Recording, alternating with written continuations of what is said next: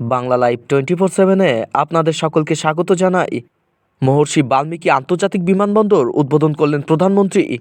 রাম মন্দিরের উদ্বোধনের আগে ঢেলে সাজানো হয়েছে অযোধ্যা শহরকে। সেখানে বিমানবন্দরে নতুন টার্মিনাল ভবন তৈরি করা হয়েছে। শনিবার তারই উদ্বোধন করলেন প্রধানমন্ত্রী নরেন্দ্র মোদী। ওই বিমানবন্দরের নাম ছিল মর্যাদা পুরুষোত্তম শ্রীরাম অযোধ্যা আন্তর্জাতিক বিমানবন্দর। বিমানবন্দরের নতুন নাম রাখা হলো রামায়ণ মহাকাব্যের স্রষ্টা মহর্ষি বাল্মীকির নামে। নতুন নাম রাখা হলো মহর্ষি বাল্মীকি আন্তর্জাতিক বিমানবন্দর। এই নতুন বিমানবন্দরটি রাম মন্দিরের আদলেই তৈরি করা হয়েছে।